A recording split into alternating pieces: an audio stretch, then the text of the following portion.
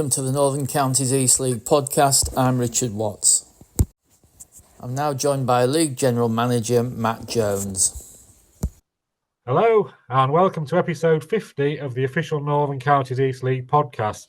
It's great to hit the half century of episodes since we started. It seems way back now in November 2023. The podcast continues to go from strength to strength. A big thank you to everybody that contributes and to everybody that listens. The end of the season is rapidly approaching, with just 4 Saturdays remaining in the regular Premier Division fixtures and an extra week in Division 1 before the playoffs will be with us. Love them or loathe them, nobody can deny the excitement that the playoff fixtures bring. This was reflected in the massive crowds we saw at last year's games. The battle for promotion and the fight to avoid relegation continues to take twists and turns, although the first relegation of the season was confirmed on Saturday, as a 1-0 defeat at Frickley Athletic means that Winterton Rangers will play in Northern Counties East League Division 1 next season.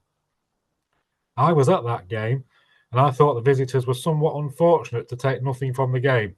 Despite playing for 2/3 of the match with only 10 men, after receiving a red card, Winterton made Frickley work really hard to claim the points, with the visitors missing some good chances. A 7-0 home defeat for Goole against Handsworth leaves the Vikings seemingly doomed to the drop. Although they can still mathematically equal Frickley's points total, Goole will need to win their 4 remaining games, hope that Frickley lose their 4, and also overturn a goal difference that's inferior by 47. So they'll have to do that to have any chance of staying up. There's relief for Tadcaster Albion, who were safe despite not playing at the weekend. At the top of the table, Silsden remain 5 points clear with 5 games to play after a 2-0 win over Parkgate. Hallam moved above Golker United into second place after securing a hard-fought 1-0 win over Eccleshill United, while Golker were beaten 2-1 at home by Knaresborough Town. Thackley remained 4th and Albion Sports occupy the final playoff spot despite dropping points in a 0-0 home draw with Campion. 6th place Beverley Town are realistically the only side that can knock one of the current top 5 out of the promotion race. The Beavers are just a point behind Albion Sports after a 1-0 win against Pickering Town. It's fair to say that whatever happens in the remaining few weeks, Beverley have enjoyed a great first season at Step 5 after winning promotion via the playoffs last season. In Division 1, Horbury remained 5 points clear at the top after recording a 2-1 win at Glasshout and Welfare. Wakefield still hope to catch the leaders and have 3 games in hand and remain in contention after a 1-0 win against 3rd place Wombwell Town. That's 6 wins in a row for Wakefield and 22 games unbeaten, a run that stretches back to the start of October. Saturday's shutout was also Wakefield's 17th clean sheet of the season. They've overtaken Horbury now to have the most clean sheets. Brigtown remained 4th after a 2-0 win against Nostell in a game that was played at Winterton due to the building work that started at Briggs Ground. The plans for this redevelopment look very impressive, along with those at Goole where the building work's also underway, and we shall look forward to visiting when the work is complete. Wersbridge Athletic sit in 5th and final playoff place after securing a 2-0 win at Swallow Nest. Looking at the league table, several teams can still mathematically make the playoffs, but realistically only Dearne District or Ilkley Town are likely to make the top 5. Dearne's hopes took a knock on Saturday as they were beaten 2-0 at home by Louth Town, while Ilkley recorded a 2-1 win at Dronfield. At the bottom, Yorkshire Amateur remain 14 points from safety after a 4-1 defeat at Harrogate Railway Athletic.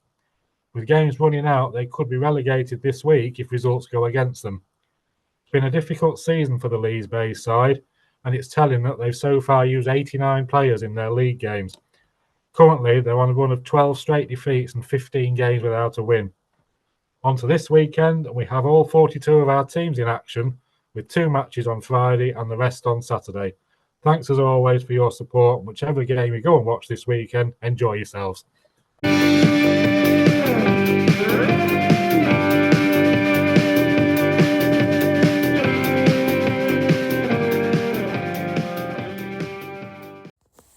I'm now joined by the legendary sports broadcaster Alan Biggs. Alan's best known for his appearances on 5 Live and Talk Sport. Do you get the chance to get to many NCEL games? Yes, more than I did, and it's been a pleasure. A rediscover. Well, I was going to say rediscovered. It's not rediscovered. It's a discovered pleasure, because around 10 or 11 years ago, when my kids were growing up or almost grown up, into adults, I had a bit more time on my hands, and I thought, wow, I've never really explored the non-league scene. I don't think I'd even been to a non-league game. I'm trying to recall this until about 10 or 11 years ago. And I was doing, at one time, 70 or 80 professional games for a living. That kind of tailed off to 40 or 50. And I thought midweeks, I'll go and have a look and see Sheffield FC or Hallam FC. And I remember the first time I went to Hallam, who've become a favourite of mine in many ways. I think the crowd was about 86. And I thought, well, this is a bit bleak. And yet the game was very good and very exciting. So in a small way, I started to champion non-league football by tweeting about it. And I was fairly new to Twitter at that time as well. Now X, of course. And I'd been very reluctant to go on it. But I started to tweet my experiences of non-league and to go to more games and see more clubs. And now I think I've been to, I'm just trying to think, 1, 2, 3, 4, 5, 6, 7, 8, 9, 10. I've been to a dozen non-league venues in the area.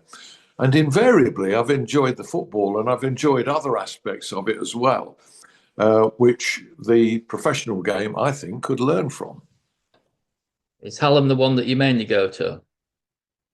No, I've been to Sheffield FC, the world's oldest football club, probably an equal number of times for convenience, really, because they're both within a few miles of where I live. But I've also been to Handsworth several times, and they've invested in or had investment in a 3G pitch. Am I right calling it 3G? Which is a great innovation, really, because it can be a fundraiser for them with teams training on it and the use of it during the week outside of matches. And it tends to keep matches on as well. Been to Penistone Church, where a good friend, Keith Hackett, is club president. I've been to one of the most scenic grounds in the country as well. I would have thought for Penistone Church, when the views are, when it's not a dark night and you've got the views and everything. Yeah, it's a great spot, but it's good when the visibility is good and weather's decent. But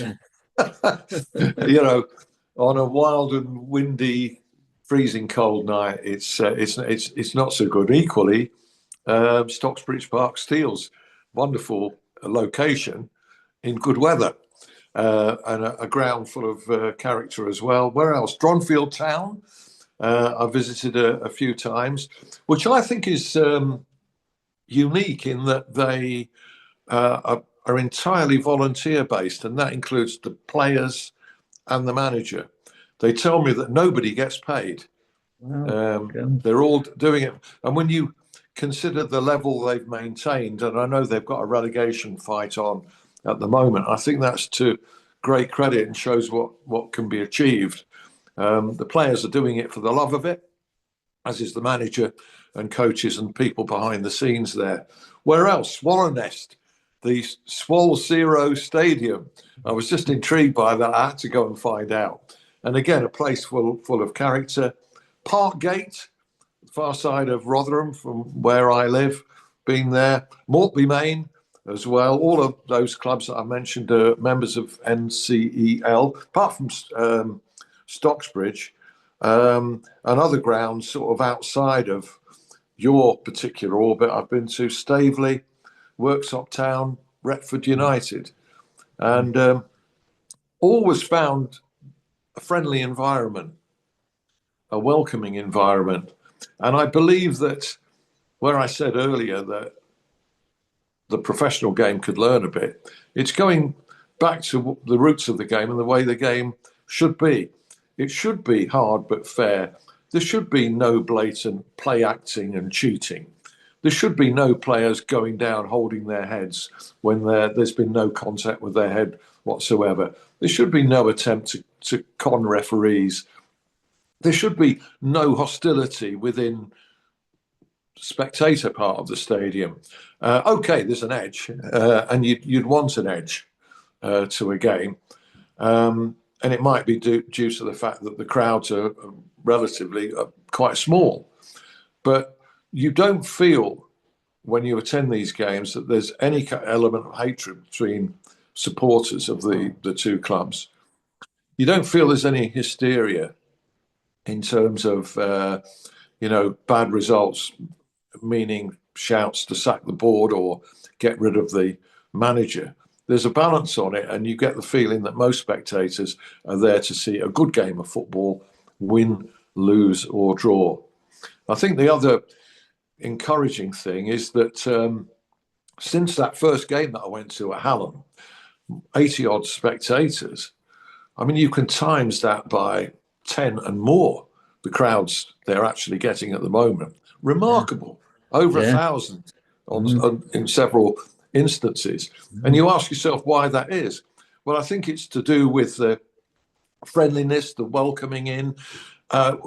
One feature I've noticed at Sandygate is that there will be a club official, usually Andy, who will make a point of standing at the exit gate at the end of the game and thanking everybody individually for coming.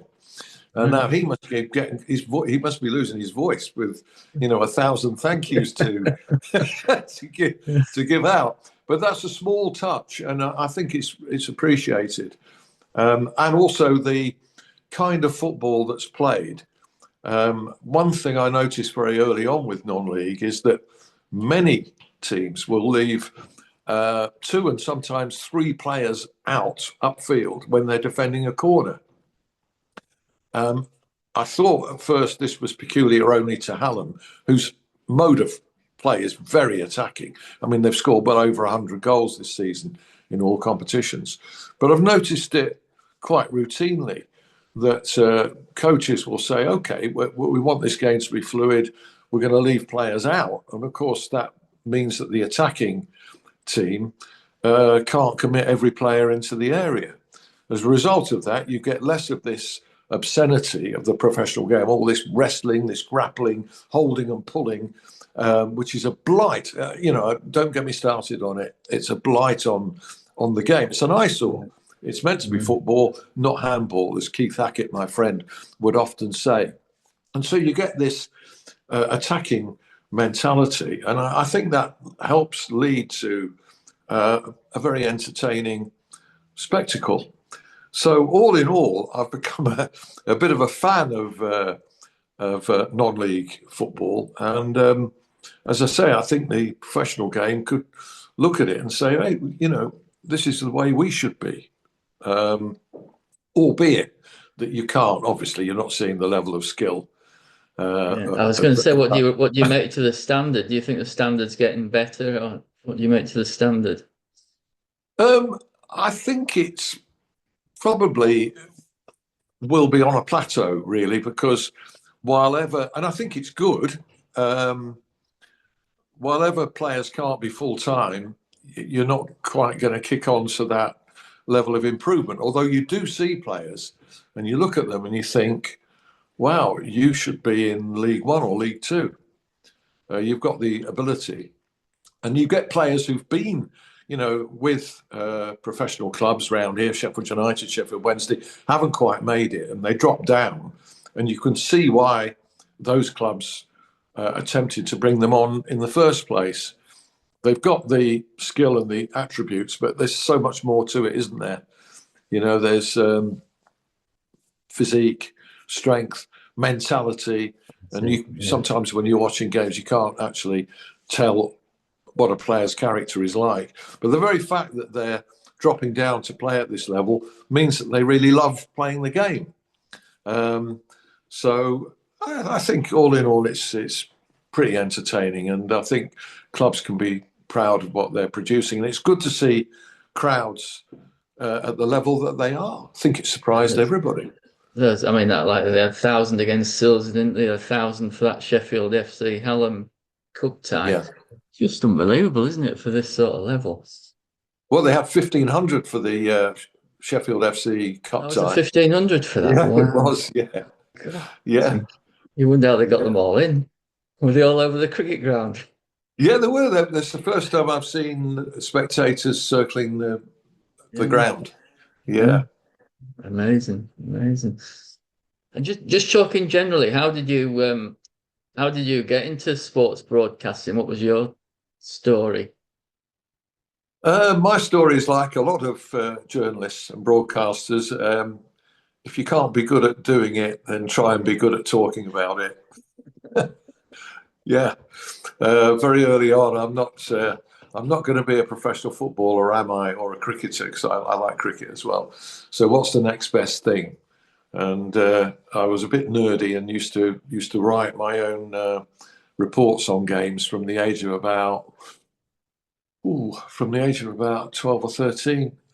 Chesterfield was my local team after my family moved from the deep south, born in Kent, moved to Chesterfield. So I started supporting them and would, not realizing the value of it at the time, would write match reports. And it led to a career, as I say, it led to my hobby becoming my job.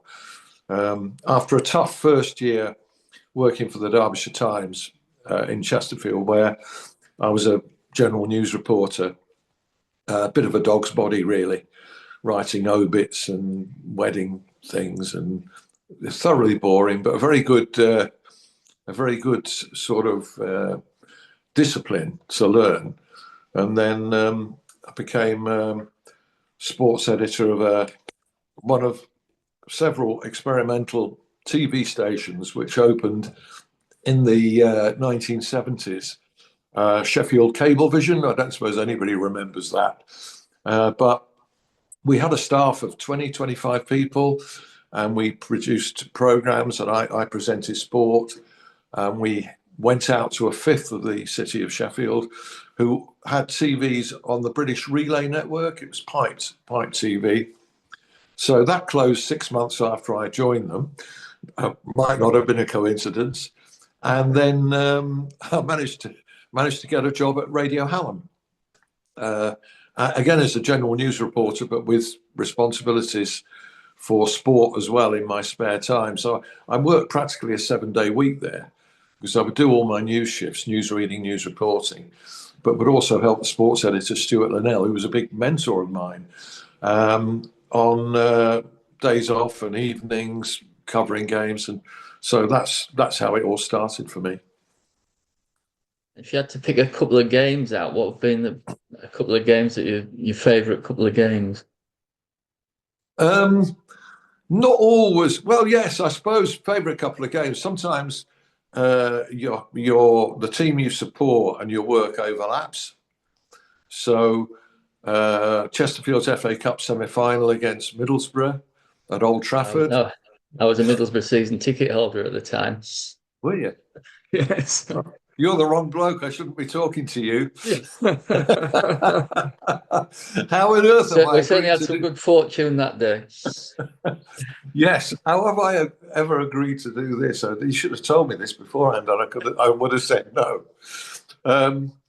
Well, that game was kind of work and pleasure, or pleasure and work, although heartbreak was intermingled in with that. I did a lot of work on a freelance basis for the Daily Mail at the time, and they said, right, after the final whistle, do us a colour piece on what it's like to have been a Chesterfield supporter at that game. So I went there knowing that I was going to put a piece together, and ordinarily I would sit down and painstakingly get my thoughts together and write it out. But on this occasion, and obviously deadline was part of the factor because it was Sunday afternoon, and they want copy, as we call it, in as early as possible. I literally ad-libbed it on walking to the car. And in those days, people didn't work on laptops. We had copy takers in an office, and you would pick up the phone, you dictate to somebody there. And I found it the easiest piece I've ever written in my life, because I just spoke it from the heart. And when I saw it in the paper, I thought I was quite proud of it, because I thought even if I'd sat down and gone through the normal processes, I wouldn't have been any happier with it. But yes, that day, and I took my son, who was only 10 years old, to that game, and he started to support Chesterfield as well. And I remember he was crying, at one point when we lost our 2-goal lead and it went 3-2. And then, of course, came the Jamie Hewitt header at the end, which gave us a complete somersault of emotions. And it was hard to know what to feel. And although the subsequent conversation has always been about the over-the-line goal from Jonathan Howard that wasn't allowed, that would have made it 3-1, and I'm sure would have been a killer for Middlesbrough. At the time, it was more a case of you thinking, how did that not go in? And you're not aware that the ball has evidently crossed the line. You just don't know.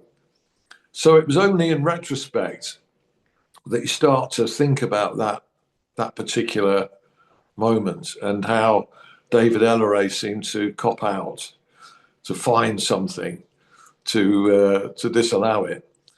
But Middlesbrough were a team that at the time, I did a lot of work around that time for Radio 5 Live, and the BBC are not very good at geography. So I would find that the Northeast clubs were on my patch. So I would regularly go to Newcastle, Sunderland and Middlesbrough. And I have to say, in deference to you, and what a joy I found in covering Middlesbrough at that time. I cannot understand how they got relegated from the Premier League. I watched any number of brilliant exhibitions up there from Juninho and Ravanelli and Emerson. And how that team got relegated, even to this day, I have no idea. It was so entertaining. But yes, we should have beaten you. And at 2-0, I remember this. We'd taken the lead, and then we got a penalty, and I thought, score this, and we're at Wembley. And Sean Dyche stepped up and belted it in. And there were all around me, I was hugging complete strangers. There was absolute kerfuffle. There was a guy in front of me, lost his glasses, flew up into the air, a bit like John Duncan at the end of the game, just to imagine. Flew up into the air and went down on the floor, and he didn't know where they were. And he said, "Oh, it doesn't matter. It doesn't matter at all." And he just carried on. He carried on watching the game. Couldn't care less. So moments like that. But then I recall, once it all subsided and we sat down, I looked at my watch and I thought, 25 minutes. That is a long time against a team like Middlesbrough to hold a lead. And yeah, couldn't. But what a day. So that goes down. And I would say as well, from a memorable point of view, for a different reason, I was doing Radio 5 Live on the day that Paolo Di Canio pushed the referee. Pushed him, he backpedaled and fell over at Hillsborough, Sheffield Wednesday, Arsenal in 1998. So that was pretty dramatic. So you remember those and the pressure of the live moment and talking about it. I probably broke the news to the nation, actually. But also, quite recently, I have never seen, and probably will never see live ever again, a goal like Josh Windass scored on New Year's Day for Sheffield Wednesday against Derby County. And I was lucky, although I was doing sporadic reports and being handed to for updates, I was lucky to be on air precisely when it happened. So that will stay with me as well. Who's been the best manager to interview and deal with? They've all been. I mean, the beauty of it is they're all very different, and it's amazing how a particular job can be done. You tend to think, what's the caricature of a football manager? Well, there isn't one, because they're all so very different. You get the quiet ones, you get the outspoken ones. I suppose my favourite over the years has been or was Dave Bassett, a blunt Cockney character with a very sharp sense of humour. It was never dull. You always knew that when you spoke to Harry, as everybody called him, that you get something, that there'll be something interesting. So really enjoyed relationship with Dave Bassett, which has continued to this day. There aren't many people in football that you can genuinely call friends, because there's a slight divide between you. There isn't the hostility that people imagine that there is between reporters and managers and players. There is at times, a bit of friction, but there isn't quite the histrionic drama that people imagine there to be. And in many cases, there's great mutual respect, and it can occasionally become a friendship. And Dave Bassett and I ring each other, have done, since the time he was at Sheffield United. Enjoyed dealing with Ron Atkinson as well. Again, I wouldn't say we're friends, but Ron's somebody that I could ring up even now. Trevor Francis was another good one, but again, such for different characters. Dave Bassett and Trevor Francis, can you imagine, both managing in Sheffield at the time, can you imagine two more polar opposite characters than those two, really? The Daily Express once, because I used to do spells of freelance with particular papers, the Daily Mail quite a lot, but also the Express, and they got me to. They said, well, both Sheffield clubs were heading for a semi-final at Hillsborough against each other, FA Cup, and they said, can you get Bassett on Francis and Francis on Bassett talking? So I said, yeah, okay. So I spoke to Dave Bassett first, who was very generous in his praise of Trevor Francis, even though they'd not really met much. I don't think they'd really talked to each other at that time. But Dave could see that Trevor was doing a very good job. So I thought, fine. So now I ring Trevor, who was very circumspect about Dave Bassett, because Dave played a kind of football that was a bit alien to Trevor, this direct long ball game, you could call it. So Trevor wasn't quite giving me the mutual admiration that I needed for the piece, because I couldn't really have one talking glowingly about the other and the other one sort of criticizing. So I managed to massage it.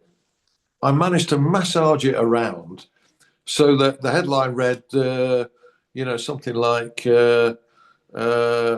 Bassett and Francis love each other, something like that, mutual admiration. And I think I was instrumental in getting those two together, because following that, a very unlikely friendship, which became a very long-lasting friendship. So the day that Trevor Ray sadly died, between those two very opposite characters, and I know they both read the Daily Express, because they'd remark on stuff that I'd done, for better or worse. And I think that article helped in a very small way of building a beautiful friendship. But, as I say, I had to tweak it round. Yeah. Yeah. Have you had many dealings with Brian Clough? None.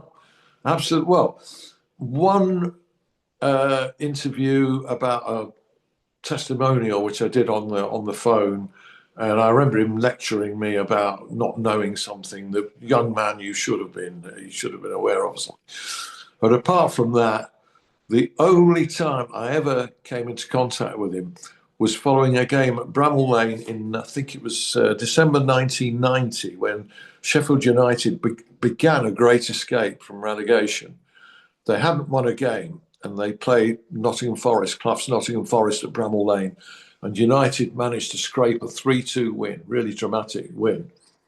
And we all used to congregate at the end of the dressing room corridor and wait for the two managers to come down on their way out of the ground. Dave Bassett didn't appear. I'll explain that in a minute. Brian Clough did, and his custom at the time was not to do interviews. He'd stopped doing them, and he paused as he came to walk past the gentlemen of the press and media, and stopped and faced us. So we thought, well, he's going to do an interview, and so we all notebooks, pens were poised over notebooks, and he simply said, "Merry Christmas, gentlemen."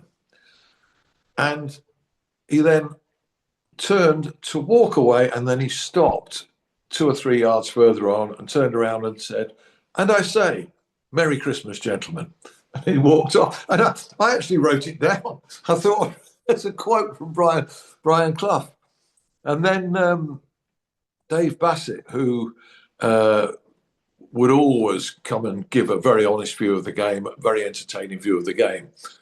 Win, lose or draw, Dave would appear. And the message finally came down that Dave wasn't going to be talking on this occasion because he'd opened the bottle of scotch that he'd saved for the first win of the season, and he wasn't leaving his office until he consumed it. So various players came down to talk about it. And Neil Warnock again, another character. We don't have the characters, and Neil was a breath of fresh air, in recent years when he's come back to manage clubs, and you get some belt and braces, humour and common sense. So I've enjoyed dealing with Neil and quite a few others, but we don't get. And I feel a bit sorry for journalists starting out now, and even those who've been in the business 10 or 15 years, because their diet is of set piece press conferences following games and pre-games, and there's no contact in between.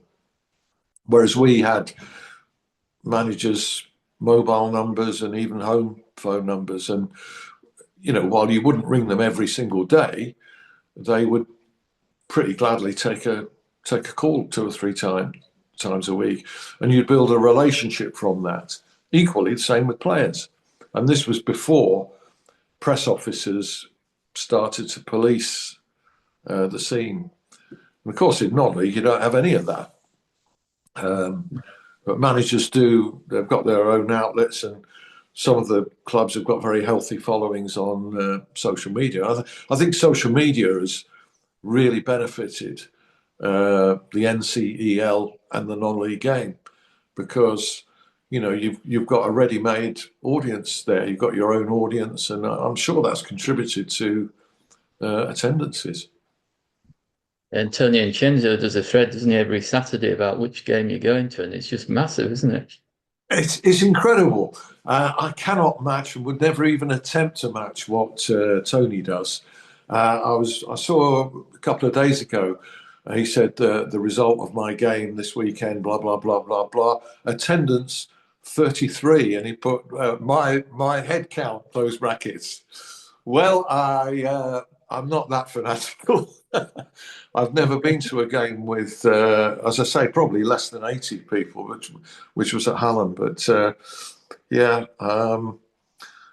Dronfield, I had an experience there that I didn't bargain for. This was a couple of years ago, when I knew I got to know people at the club, and previous to this, it wasn't my first visit, and I knew one of the linesmen there, Paul Cooper, and one of the assistant referees, who I'd briefly seen before the game. Anyway, it was a freezing night. I think this was February a couple of years ago. And I was nursing a cup of hot tea in the little tea room at half time. And a message came through, would I go to the referee's dressing room? So I went through and I was told that one of the assistant referees had pulled his calf and he couldn't go out for the second half. So I said, well, where does that involve me? Well, we think you could do it. So I ended up running the line in the second half of that game at Dronfield. And that was an experience that I kind of treasure, even though it suddenly hit me like a hammer that this was pressure.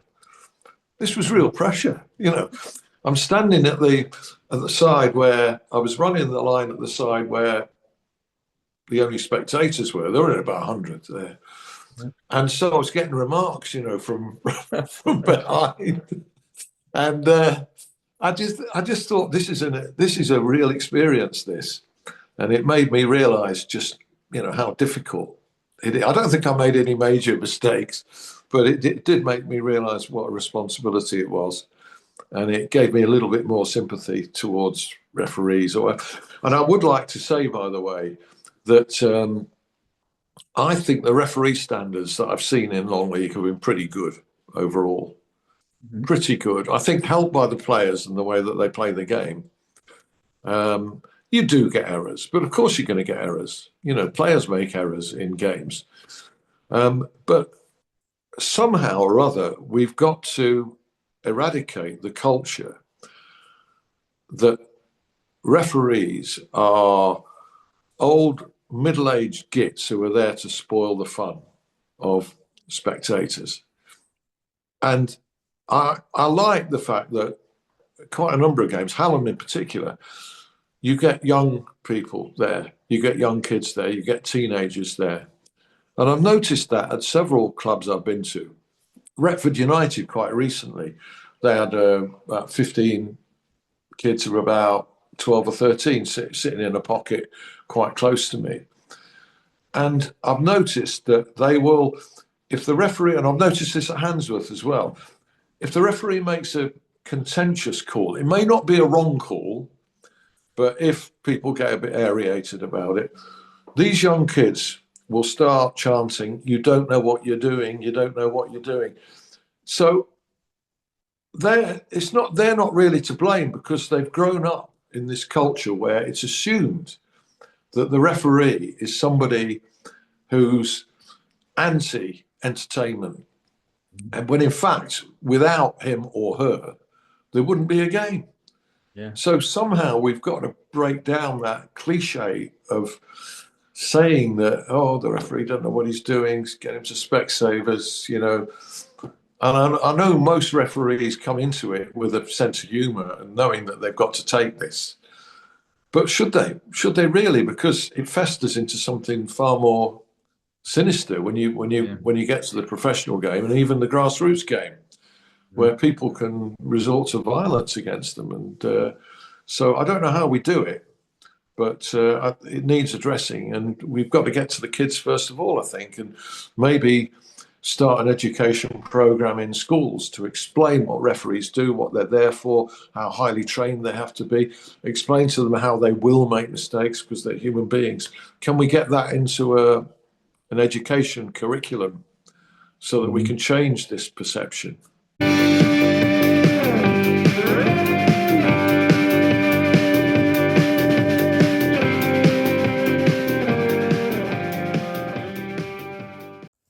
Next up, NCEL Talk.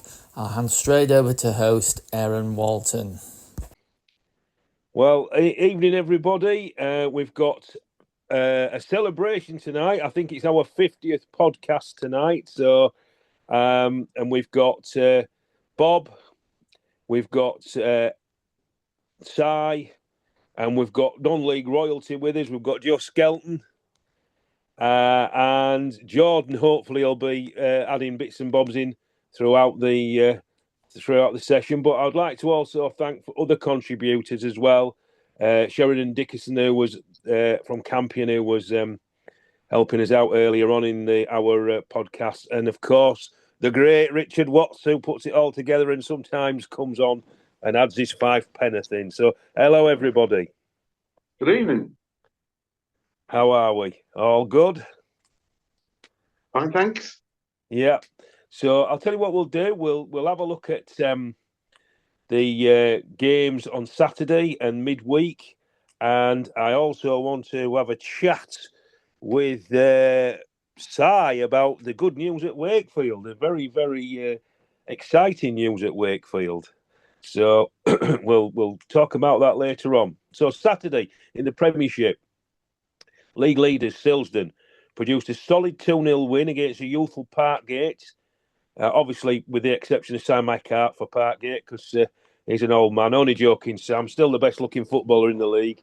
So Silsden still up at the top. Hallam move up to second, beating an improving Eccleshill at the Servo Group Stadium with a very controversial winner. Did we see it, gentlemen, on the on social media outlets? Is this the one that didn't go over the line? That's right. Yes. Yeah. It definitely. No, it didn't go over the line. No, No, it didn't, did it? I agree. No. Yeah. Did you see it, Joe? I did see it. I was a bit gutted I wasn't there to vlog it because I would have got something out of that. But Yeah. from where I was, I wasn't 100% convinced on that, to be honest. No, no, I don't think any of us would. And even to be fair, Craig Denton, Hallam's boss, in his post-match interview, intimated that he didn't think it had gone across either. So, but he says you'll take him, won't you? I think when you looks in, isn't it? And Hallam certainly, well, they're not making the look, are they? They're just playing really well. So I think those things do go for you when you're playing well. So well done to Hallam. So they're on the shirt tails of Silsden. Golka, they dropped a place in points, losing out to that hard to beat Knaresborough Town team, who were really looking good now towards the end of the season. A very late DeSantis goal, giving Knaresborough all 3 points. Apparently, it was a bit of a tasty game. I don't know. I don't know if anybody saw that, but apparently there was mutings that it was quite a fruity game there, with the referee possibly losing control, but we don't know. Thackley didn't play, did they? So could Albion Sport and Beverley take advantage? Well, a Bradford derby with Campion saw a goalless draw, and Beverley Town beat a really good Pickering Town team 1-0. Elliot Andrews, 55 minutes, was all that separated the two. I've got to note a good crowd again there, gentlemen. 422 at the Norwood. They keep packing them in, and it's a simple formula, isn't it, gents? Keep winning, bigger crowds. Simple as. So, good for the good people of Beverley to come out and watch the team. Handsworth move up to 8th with a comprehensive win at the VPG. Bob, I've got to come to you. I mean, you couldn't keep that good form going, and as we obviously listeners won't see, but seeing as you beat Barton, I said I'd put a Goal Town top on, Goal AFC top on, and I certainly have. I've not broke my promise, so there you go. I didn't know you had one, so well done. Oh, but Jay bought it at the club shop, my son, last season. So, very good, very good. There you go. Well, so, Bob, how did it go? Well, shocking, horror, dreadful. Because it was the same team, bar one change when we played Barton the previous Tuesday, and we played well because you and Richard saw that. We played well. Yeah, really well. So, Viking supporters, we went there on Saturday, hopeful, because you never know which team goes going to turn up. And up to 23 minutes, it was going well, 0-0. Then at half-time, it was 4-0 down. And then after half-time, up to 77 minutes, it was 7-0. And to be quite honest, the way we played, it could have been 10. Wow. We just crumbled. As our manager said afterwards, we just crumbled. So how you can go from a good performance to what we saw on Saturday, well, it's beyond words, really. I felt sorry for our supporters because we had some bad results at home, but that was probably the worst one this season. And we, of course, we had a match sponsor. And every time we have a match sponsor, I always invite them before the game to do the Gooley SC Man of the Match. But we cancelled that because you couldn't give an award to such. It's embarrassing. It's just embarrassing, really. Yeah. I was going to say... We did work the keeper. Sorry. Yeah. I was going to say, like, when I was there at the Barton game on Tuesday, and I thought I was really impressed how, you know, the work rate was very good. I thought took the goals well. And when I saw the result, I was really surprised the fact that it's just gone. It went completely the other way. Yeah, I think it's when we go behind one or two goals, but confidence seems to ebb away. And but don't get me wrong, we did work the hands with keeper Dylan Parkin, ex-school player. All ex-school players all seem to play well, and he made some good saves. But no, it was a day to forget, really. So we wanted a reaction on Tuesday, which we'll come to that when we do the midweek fixtures. Yeah, so that was goal. I'll come on to Barton Town. Obviously, Goal beat Barton Town in midweek. Barton going through some wretched form at the moment, a real bad run of form. We lost out to a well-drilled Rossington team, 2-0. It was a strange game. Not a dirty game, but I saw one red, and I think it was 4. I lost count, possibly 5, in the sin bin, which not all at the same time, by the way. Well, it spoiled the game in some respects. I mean, I know a sin bin's there for dissent, but sometimes the players they don't help themselves, do they? But then when a player gets sin bin for just asking him why he's give that decision, it's beyond me. So I think thought it was supposed to be for like foul and abusive language and that sort of thing. I thought, yeah, I didn't think it was for something like that.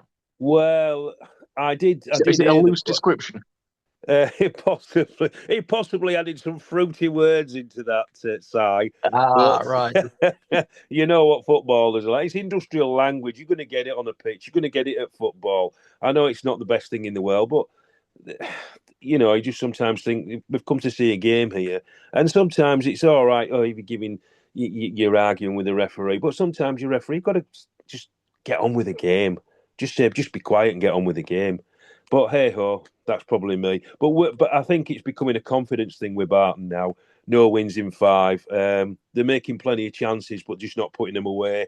And then they're a little bit shaky at the back. So I think I can't wait for the season to end for us. It can't come quick enough, I think, really, for Barton. Rebuild and restructure for next season, I think. But the lads will still keep fighting. There's no sort of downing tools. They're still trying hard. But as I say, I can't wait for the season to finish, really, for Barton. On to Bottisford. Got a strong draw against Penistone Church, who've been on some decent form lately, 1-1. And I'm sad to say that Winton Rangers lost away to fellow strugglers Frickley. I think it's about relegated them, hasn't it, gentlemen? It has, yeah. Frickley are safe now, aren't they? Because I've got a mate, Chris, that's a Frickley fan, and he was quite happy texting me on Saturday. Unfortunately for Bob, I had torn loyalties because obviously I'd had a friend in each camp there, so I was gutted for Bob, but pleased for Chris that his team have stayed up. But I think that's doomed the other two teams, hasn't it? I was gutted for myself on Saturday night. Oh dear, never mind. Well, let's go on to Division 1 quick. Please. So, Division 1, top of the table, Horbury Town away to Glasshoughton. Who did Horbury get a 1-0 win there? 2-1. No, 2-1. 2-1, sorry, 2-1. I'm thinking of Si's team there. 2-1. So Horbury are doing it all right out there. They're winning at home, so well done to Horbury.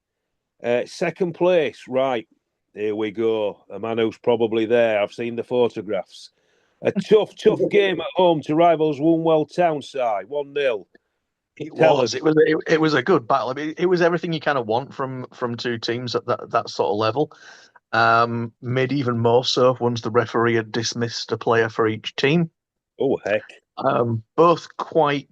From me watching it from the stands, justified. I interviewed our assistant manager afterwards, who thought they were both a bit harsh, so they're kind of both a bit open to interpretation. One was for a lunging high tackle, which can sometimes be yellow, can sometimes be red, and the other one was for pulling a player down on a long ball, sort of a counter attack. That was our guy, and he pulled sort of a player down, but there was a covering defender. If you look at the video, but it was deemed to be last man, so. Yeah, it's whether he was last man or not. Ref thought he was, so gave him a red. So yeah, either one could be argued.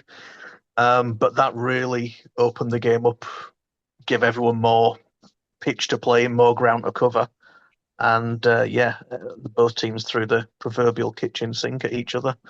And we got the winner with set piece, corner, free kick on the right hand side, floated to the back post, and our centre back Chris Salt headed in at the far post. And that's a very, very happy with the win there. And what was the crowd? It was a decent crowd again, wasn't it? 420 something from memory. Yeah.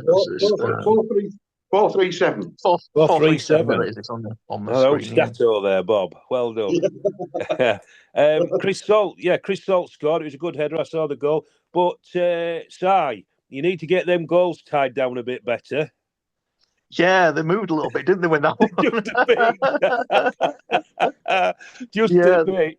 It looked like, it's. I think the goalpost moved back about 6 inches from getting clattered at the same time.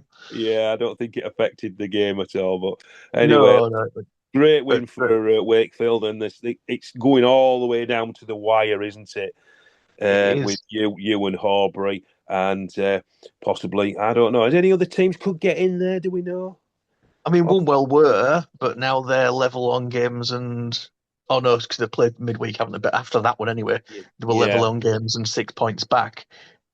But mathematically, they're still in there. Still in there, aren't they? The other two teams need to slip up, I think, now. Yeah. But it's football; it happens. It certainly does. It certainly does. So Brigtown, they were playing at Winterton's ground as the Hawthorns is going under the knife. A new pitch being laid by whoever's laying the pitch. But they beat struggling Nostell 2-0, didn't they, Brig? So Brig are sort of still floating around those playoffs, aren't they? Wasborough had a good win away at Swallownest, 2-0 at the Swell Zero. Keelan Grist with a couple. So Wasborough, again, having a really good season after a few seasons of sort of underperforming. They really have performed well this season, I think. Have you seen them this season, Joe? Yeah. Yeah, well, I was there last night, which of course we'll get onto onto the Wednesday game. But it's been interesting the times I've seen the season was because I remember seeing them earlier this season against Brig, and Brig absolutely took them apart. And at the time, Brig, I thought, they could be a team that could, they'll finish in the playoffs. I mean, I still think they are a dark horse to go up. Because they are a good side, I think. But then when I saw them in the reverse fixture and Wasborough won 3-2, and it was a very, very good win away from home because Brig had the chances. I think they hit the post twice, and then Wasborough got a late winner. And I remember saying to Lee Morris after the game, I said, that's a very good scalp you've taken from there. I think whether they'll finish in the playoffs, I think there's some good teams that could get that last playoff place. I mean, I think for Wasborough, I think it's their consistency. I think if they can be consistent towards the end of the season, I do think they'll get into the final playoff place. Yeah, they've just got to be got to have a good performance at the weekend against Wakefield. That's what it's going to be. That's going to be a great game, that one, isn't it? So that's it, Wasborough. Ilkley Town in their inaugural NCEL season looking strong, aren't they? They beat Dronfield 2-1 at Dronfield's Hitchy Barnes Stadium. So good win for Ilkley. Durnan District losing out to a surging Louth Town. The White Wolves putting 2 past them. I think it's no surprise to me that Louth Town are having a good run because I don't know if you've seen, you'll know, Joe, their recruitment's been really good, hasn't it? I mean, mate. Yeah. I mean, to get the likes of Owen Davey, Callum Lovett, Brodie Robertson, Jack Barlow to the club. I mean, they're all they've played above that level and above again, haven't they? I know Callum Lovett was at Grimsby Borough and Brodie Robertson's been at Grimsby and Cleethorpes.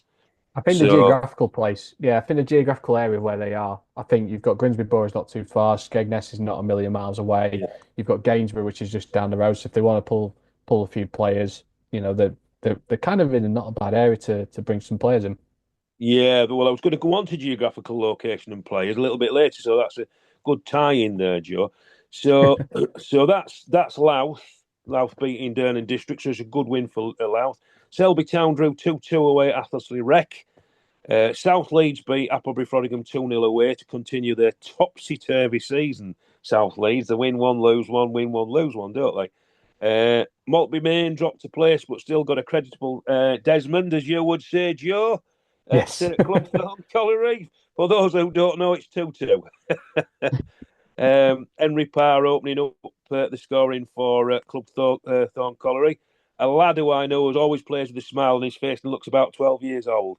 And Ash Flynn doing what Ash Flynn does, scores 2 goals. So at the bottom, unfortunately, Yorkshire Amateurs stay rooted to the foot of the table, losing 4-1 away at Harrogate Railway. And Armthorpe Welfare beat Shelley 2-1 at the Marafalcon Stadium. So Armthorpe picking up a bit there. So midweek, let's have a look. Midweek. So 2 League Cup games, didn't there? Did anybody go to these cup games? I know Adam Gittins did, but it's not available. I saw the Beverley on the YouTube that Adam did. I mean, Beverley went 3-0 up. Was it Luca? Lucas hat-trick. Yeah. Hat-trick in 30 minutes, didn't he?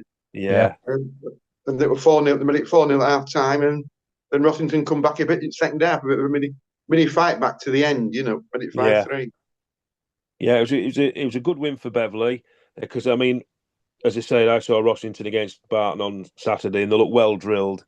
Rossington, to be fair, look good in defence. So Beverley must be on fire. Lucas Salubrich, young lad, really good prospect. I've seen Beverley a few times this season and he's always impressed me. He generally plays in little spurts, 10, 15 minutes, and then we don't see him for a bit. But I think he's a real good he's only a very young lad. He's a really good prospect, though, is Lucas Salubrich.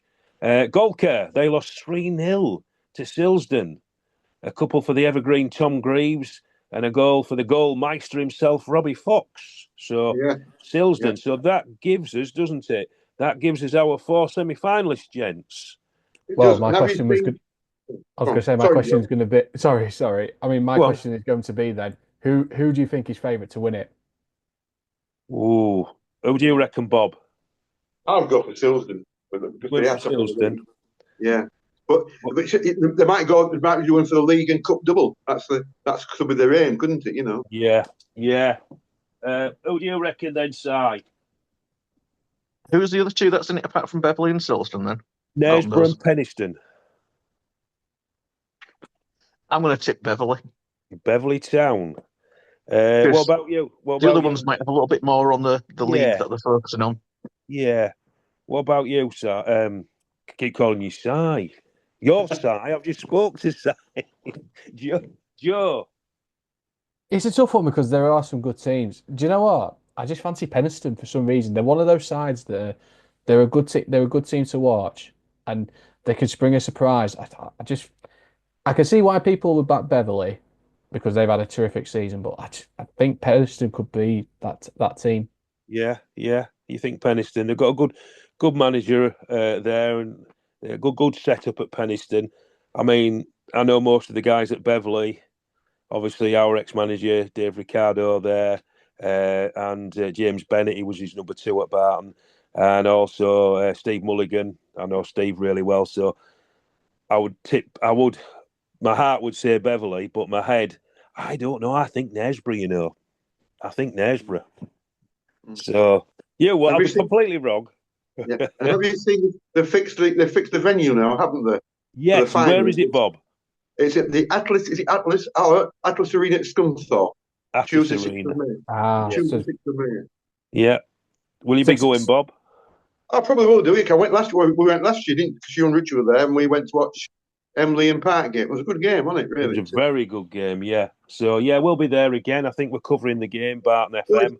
Well, also in the JLP Construction Cup, it's been in memory of James Hitchcock, isn't it? Yes, it has, and I'd like to, from everybody at Barton Town, I'd like to give a massive thanks to the NCEL people there for doing that because it's really good and it means a lot to us because it was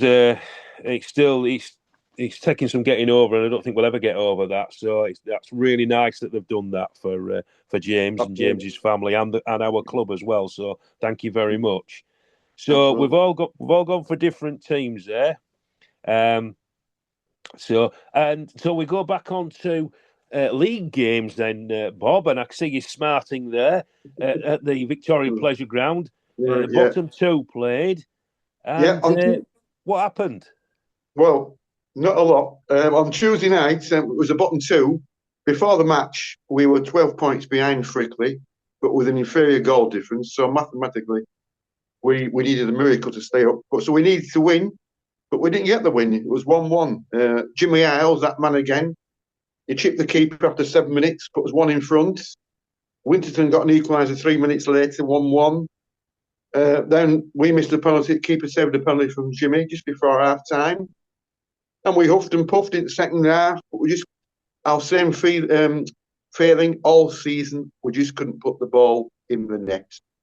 And we played better than last Saturday. Well, we couldn't play much worse, really.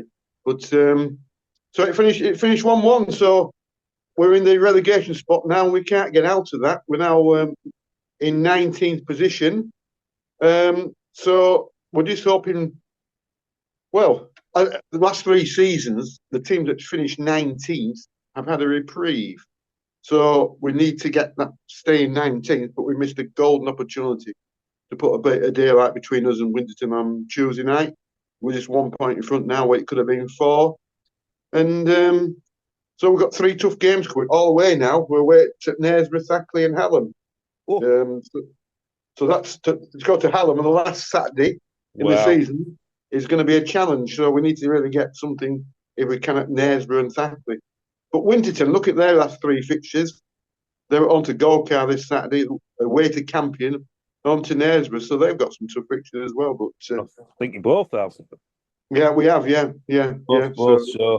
So that was your game. Hallam played Campion, and it dented Hallam's champion spot, really, didn't it? Because it was 2-2.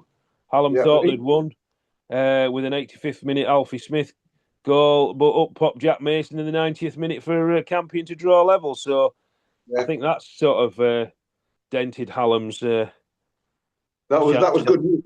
Good news for Silson, that wasn't it? Really, it was. Yeah. So that was good. Division 1, big match for Woolwell Town away at Clubthorne Colliery, getting over the line with an Ollie Fearon goal. So well done, Woolwell. Dernan District 2, Athleston Rec 0. Glasshoughton 0, Appleby Frodingham 1. So an important win for Apfrod. They're still there fighting away, aren't they? To say important win with that old warhorse himself, Nathan Jarman, still putting him in the net, still knows where the old onion bag is. Well done, Nathan. So 1-0 to Apfrod. Nostell 1, South Leeds 3, and Yorkshire Amateurs having a wretched time, aren't they? 0-3, Selby beating them. So I'm just going to say, I forgot to mention, because I'll be interested in this. When we played Winton on Tuesday, we had Mark West play for us because he's on dual registration. So he came back to just play for that one game for us on Tuesday night.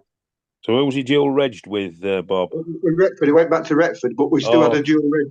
So he played for Retford on a Saturday, but he played for us on Tuesday night. So which was good because Gavin Allett was injured. So right. So you got your point anyway. So Wednesday, could Wasborough leapfrog Brigging Town into 4th with a tough home game against Harrogate Railway? And what did the game end? 1-0. 1-0 Harrogate. Yeah, 1-0 Harrogate. Yeah, 1-0 to Harrogate. So they missed the chance, didn't they? So, it was a weird game. It was a really, really weird game. I went to it, and yes, Wasborough didn't look like scoring. They had chances, but that Jamie Hessel, mate, he had an absolute blinder last night for Harrogate. No wonder he was man of the match. Pulled off some great saves. Harrogate are a weird side because every single season I always tip them to do well. I always tip them to be playoffs because I like the setup. I mean, I want to go and tick off the ground. I like the club as well. I think they've got some brilliant players, and they're just too inconsistent for me. Ever since they got to the playoff final a few years ago, I don't feel like they've really kicked on from there. I mean, they had a change of manager, didn't they? Because who was the manager? He went to Tadcaster, didn't he? Mick O'Connell.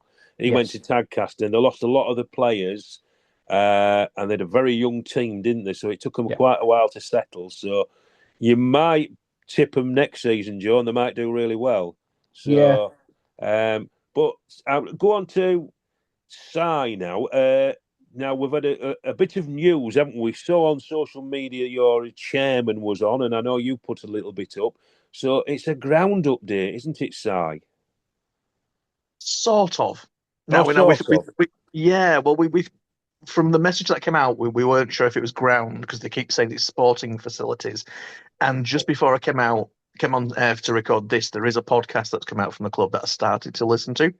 Now, what it is going to be is some training facilities and somewhere for the youth teams to play as well, and being a community facility just on the outskirts of the city at Walton. It will have from what I've only got part way through the second podcast. So I've not listened to all of it yet to give the full information. I don't think the intent from what they were saying is to move there and have that as a permanent home for the club.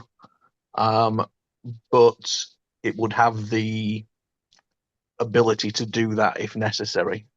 I think given the location, because of the sort of the transport networks, the roads around there, it wouldn't cope with a massive match day every couple of weeks as such. But it could be used sort of in an emergency. But it's more to have to increase the club's profile, to have a permanent a home for the club. An actual location where they're based, and as I say, having community sports facilities there that they're going to provide as well. So it's more about raising the profile as well, I think, really. But yeah, I didn't get a chance to fully listen to this because it only came out at like 7 o'clock, so I was trying to get through as much as I could before I came on. But it's still a great step forward for the club, putting us on the map. Yeah, definitely. Having a permanent HQ would be great, wouldn't it? Absolutely. So that's the news on Wakefield. And something you were intimating, Joe, about players' geographical location. We've often found this where I'm based at Barton. We have real trouble in getting players sometimes because of and I think Winterton. It's not helped Winterton this season. I've obviously had a season to forget, and I've said losing most of the team from last season and the management brings me onto a problem of a number of teams having our leagues, not just around Barton area, Lincolnshire, but in other areas, in that of retention and especially recruitment.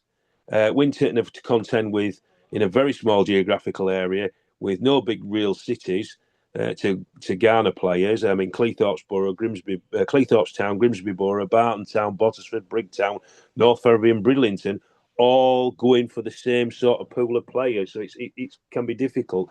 And there is other areas, I know a lot of teams play in like the Sheffield area, which isn't so bad, is it? And I don't know about Wakefield. They can obviously, can they get them from Leeds, Sheffield, Bradford? Yeah. I think Wakefield benefits from the fact of being on like the cusp of the M62 and the M1, so it's not a bad sort of travelling. But thinking that you're saying that, so I was thinking when you're saying that area where you are, I was thinking of Goole.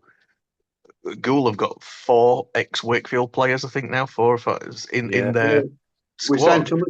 We played Thomas the night as well. Yeah, that's what I said. So it's 5. So it's a long. That's quite a long distance. Yeah. So maybe sometimes it's worth it for. I don't know how you go around it. I don't know if you obviously have to make it worthwhile for the players traveling. Yeah, I think I mean, obviously players are wanting.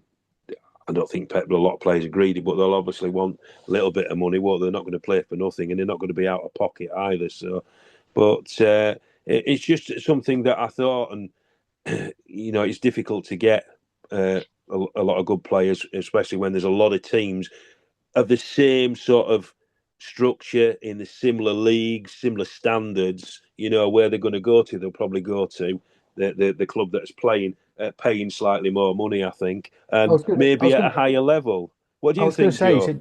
I was going to say, it's interesting you say that, because I've been looking today with transfers, and Hallam have brought in James Playford from Botsford. Yeah, so, that's a strange one.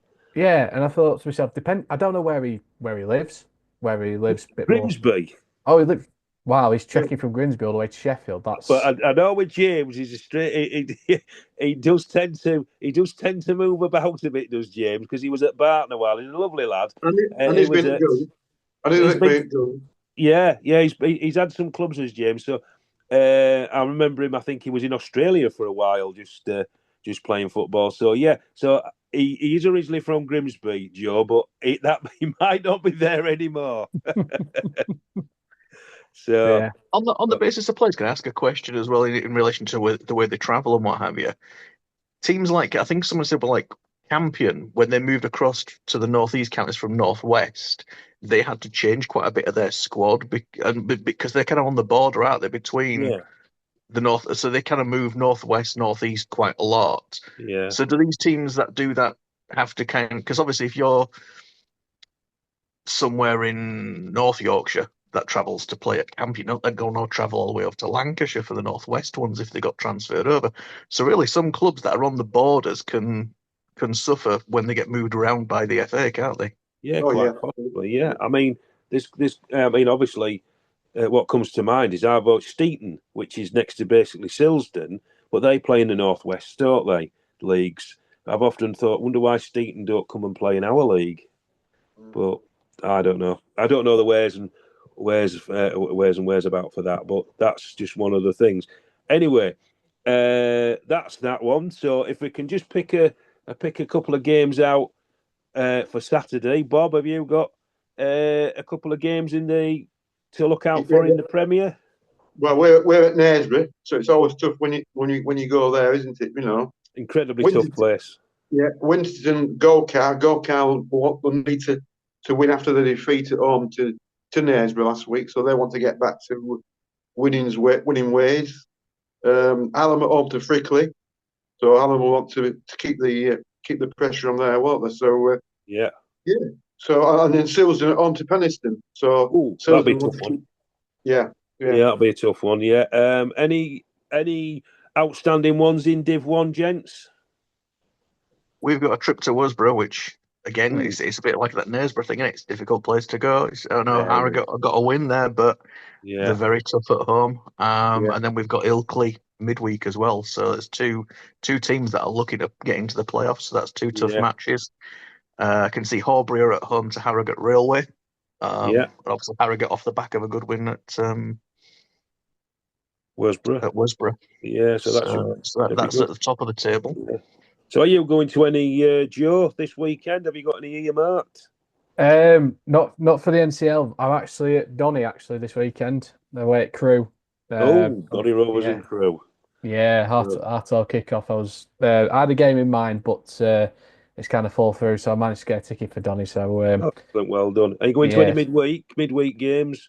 I was looking at Tuesday. Well, I've got one definitely for Wednesday, which is Dinnington against Donny City. Yeah, that's going to be the big one. Let's see what's. No, they're the feeder league, aren't they? So they might, they could potentially come into the NCEL. Well, both have applied to come into step 6, so it'll be interesting who picks from Central Midlands. But I think looking at Tuesday night, potentially I might go to Hallam against Stocksbridge in the Chef Hallam County Cup. County Cup, yeah, that's looking good.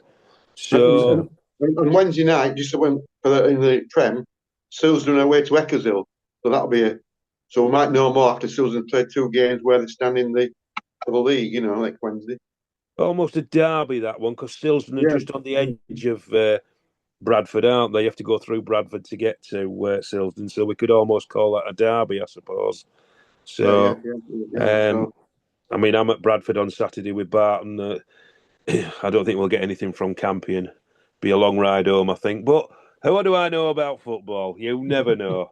It's a funny old game, as Jimmy Greaves used to say. It certainly is. So I don't know if we've got any time for our team of the week. If we can rush, can we get one off you, Bob? Team of the week. Well, my team of the week, I suppose, I would have to go for Handsworth because they could have made double figures on Saturday. I mean, yeah. So if any team scores 7 goals away, it's a feat, isn't it? It's without reply. It certainly is. So that's that one. Joe, have you got one? Team of the week? For me, Harrogate Railway, I thought they were very solid defensively on Wednesday, last night against Worsborough. And like I say, Jamie Hessel was absolutely superb in goal. So for me, I think they've got a great defensive, solidarity going forward. And you never know, they might have a decent run to the end of the season. Brilliant. So that's a good choice there. And Si, what about you? Frickley, sorry, Bob, but that was a vital win for Frickley. They needed the win to get to secure safety, and they did. When you pull out a result when you need it, then that's a team of the week nomination for me.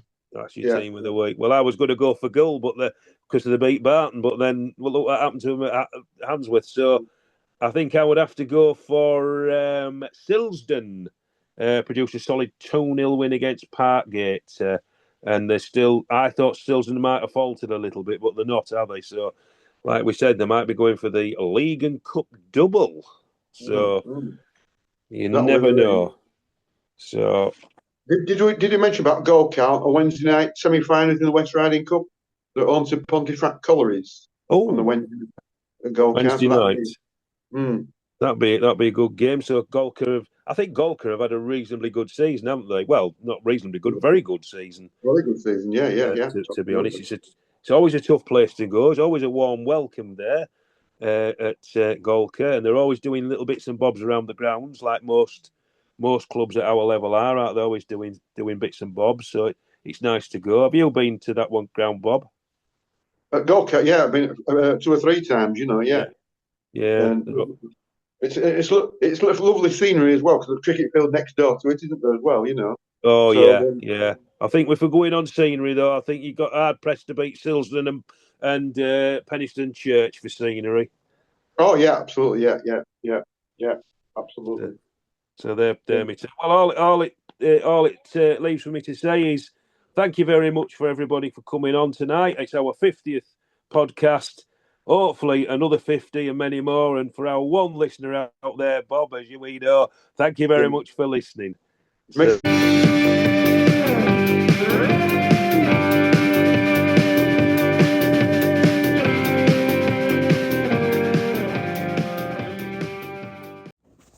That's it for this edition. If you've got any news for the podcast or you'd like to appear on the podcast, please email ncelpodcast@gmail.com. Thanks for listening.